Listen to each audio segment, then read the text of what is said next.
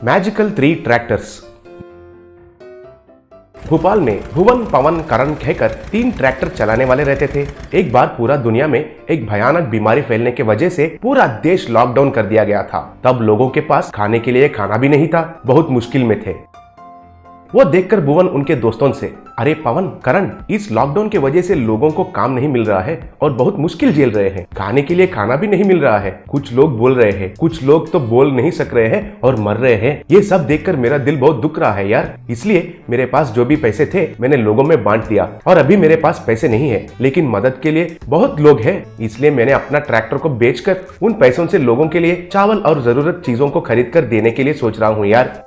अरे भुवन, बचपन से हम 3 मिलजुल कर बड़े हुए हैं और घूमे थे और एक ही जैसा सोचते हैं। अब लोगों के लिए जरूरी है, इसलिए केवल तुम अकेले ही नहीं, हम भी अपने ट्रैक्टर्स को बेच देते हैं और जो मिलता है उसे लोगों में बांटते हैं। क्यों करण, क्या कहते हो? अरे तुम दोनों का बात ही मेरा बात है, उसमें कोई चेंज नहीं है।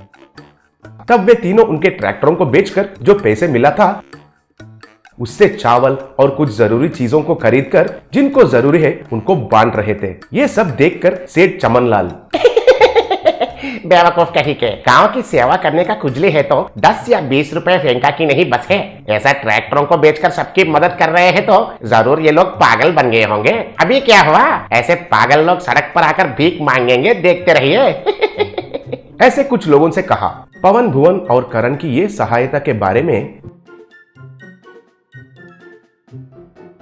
बगल गांव वाले जानकर कुछ लोग उनके गांव में आए और सीधा भुवन के घर में जाकर, हुजूर, आप आपके गांव वालों को चावल और जरूरत चीजों को दान कर रहे हैं कहकर हमें पता चला। हमारे गांव में छोटे छोटे बच्चे भूखे रो रहे हैं हुजूर, हमको भी मदद कीजिए हुजूर, हम आपकी पांव पड़ते हैं। कहकर भुवन के पांव पर गिरे। तब भुवन को क्या करना कुछ समझ में नहीं आया और उनके दोस्तों से, अरे अब क्या करना है, मैं अब मेरे घर को भी बेचने के लिए सोच रहा हूँ। तब पवन और करण, हम भी तुम्हारे साथ हैं, हम भी घर बेचेंगे कहकर सब मिलकर सेठ चमनलाल के पास गए थे।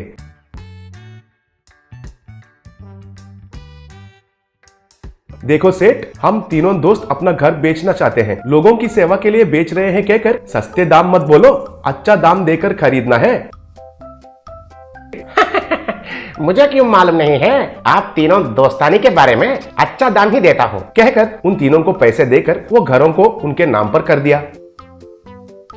देखिए, मैं आपको 1 हफ्ता का समय देता हूँ, बाद में घर खाली करना पड़ेगा, नहीं तो मैं दूसरा तरीका उपयोग करके खाली कराता हूँ।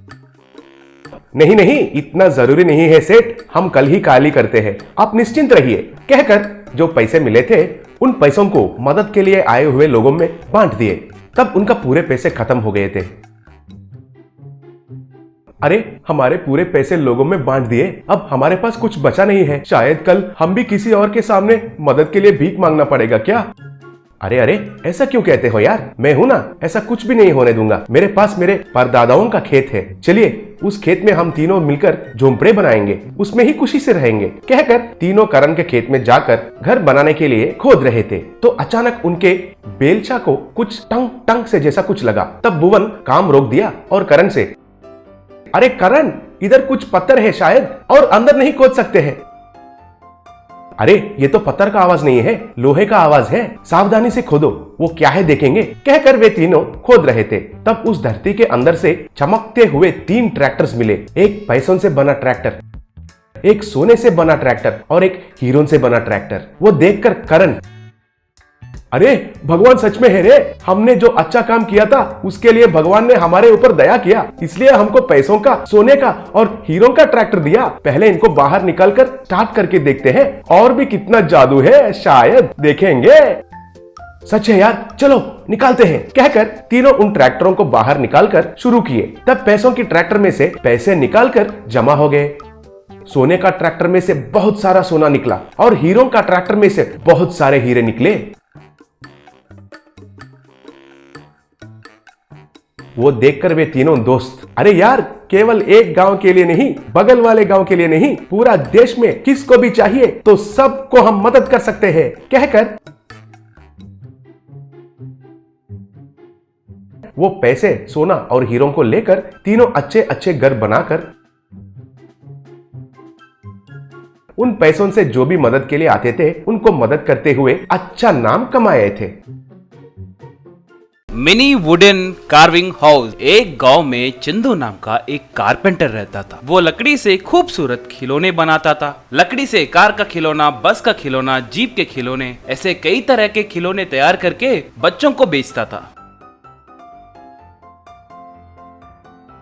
मगर उसकी एक बुरी आदत थी। खिलौने बेचकर आए पैसों से वो पीते हुए दोस्तों के साथ अय्याशी करता था और बेकार में फिरते हुए पैसे बर्बाद करता था।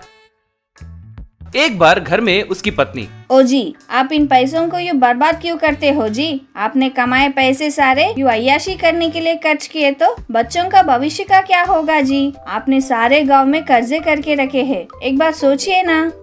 तुम्हें क्या, मेरे पैसे मेरी मर्जी, कहकर वहाँ से चला गया। अगले दिन उसको कर्जा दिए लोग उसके घर आए। चंदू उन्हें देखकर दरवाजे के पीछे छुपकर पत्नी से, सुनो, मैं अंदर हूँ कहकर किसी से मत बताना, कुछ न कुछ बोल के उन्हें भिजा दो। पत्नी बाहर आते ही वो लोग, क्यों माँ, आपके पति घर में नहीं है क्या? क्या हुआ जी, बोलिए। क्या हुआ पूछ रही हो? हमने उसे कर्जा देकर बहुत गलती की है। इतने साल हो गए हैं, फिर भी उसने 1 रुपया भी चुकाया नहीं। अगर ऐसे ही चला तो कैसे? आखिरी बार बोल रहा हूँ, अगर आप पैसे नहीं दिए तो आपके घर को जब्त कर लेंगे, कहकर चले गए।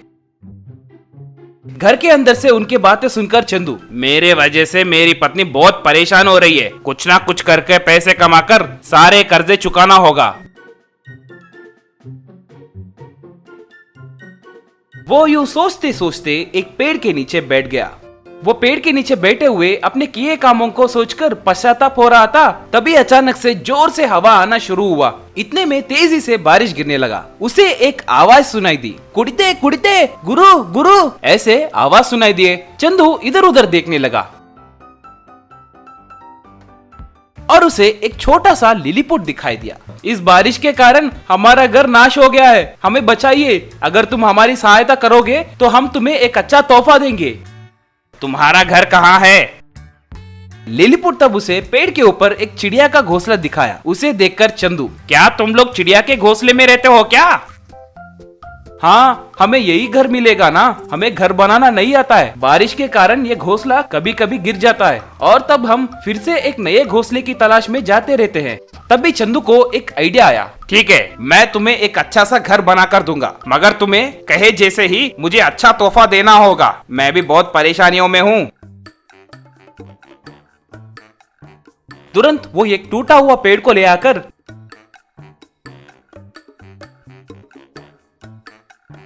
लकड़ी से एक मिनी वुड हाउस को तैयार करके उन्हें दिया। उस घर को देखकर लिलीपुट, वाह, ये तो बहुत अच्छा है, ये हमें बहुत पसंद आया, कहकर उस घर के अंदर गया और उस घर को देखने लगा। घर के बाहर आकर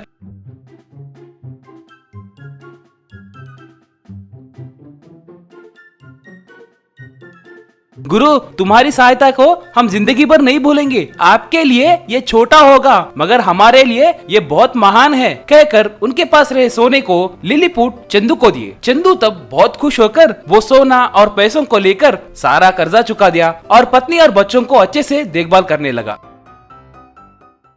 गरीब बेटा वुडन कार रेस।